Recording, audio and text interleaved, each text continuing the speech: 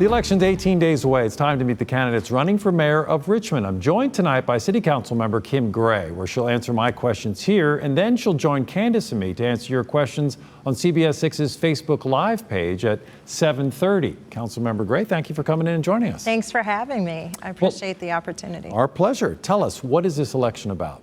I think this election is about whether or not we have a city leader who serves the citizens or a city leader who's self-serving. So I think that in a nutshell, that's what it's about. Well, let's start peeling that apart then. Tell us, for example, the pandemic. How do you feel the city has responded, either medically or economically, to the pandemic as far as the citizens of Richmond are concerned? So there are lots of people who are still out of jobs because there are so many boarded buildings still downtown and our heart of our city. We have restaurants that are shutting down. I think that we were slow in responding and getting the needed dollars, and we got federal CARES Act dollars to be able to infuse into our small and local businesses. And I think that getting those dollars more quickly in their hands could have saved more of them than we're seeing. Well, in a national and global pandemic such as we've seen, there was perhaps not a blueprint ready to jump into action. So are you holding the administration accountable, or are you just saying it's unfortunate that, now we've kind of learned the lessons as we've gone? So I am holding the administration accountable because there was no blueprint for any of the surrounding localities, but they were able to quickly get those dollars out into those businesses where needed. With our students in Richmond Public Schools, we were short on technology and distributions of tablets and Chromebooks. So I think that, no, there's no blueprint, but there is a right way to do things, and we shouldn't be falling behind our counterparts in our surrounding localities. And of course, at the same time, the unrest, the social unrest that followed the killing of George Floyd in Minneapolis on Memorial Day all summer long, the protests in Richmond, just like in other cities, they're protesting police brutality. Does Richmond have a police problem in that regard? And would you what are the reforms that you might support? I think that we always have room for improvement in any operation of the city.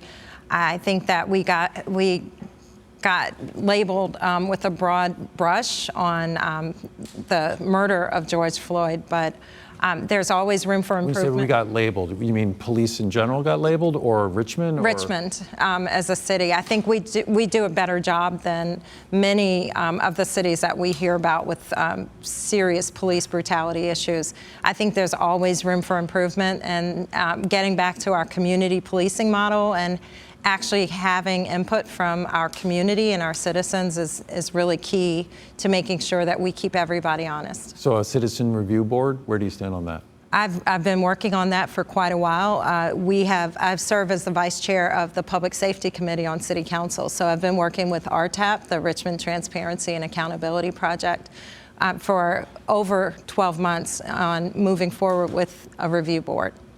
And what about qualified immunity? Do you believe it should be easier for citizens to sue an officer? I think that there should be processes in place that assist citizens and their due process in getting justice.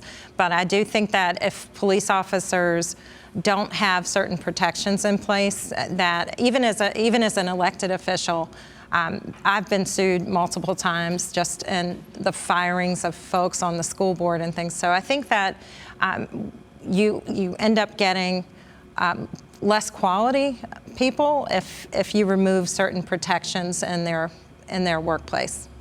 What about Monument Avenue? We've obviously much of the discussion has gone on what to do with the monuments. Do you agree with the way that the mayor Stoney went about taking them down, invoking emergency powers, safety, security issues? And if so, what should Monument Avenue ultimately look like? So I think that the General Assembly, where Dillon ruled, the General Assembly laid out the guidelines and the process by which we would remove monuments. The mayor jumped ahead of City Council. We voted to remove all the monuments that are under city control. Under the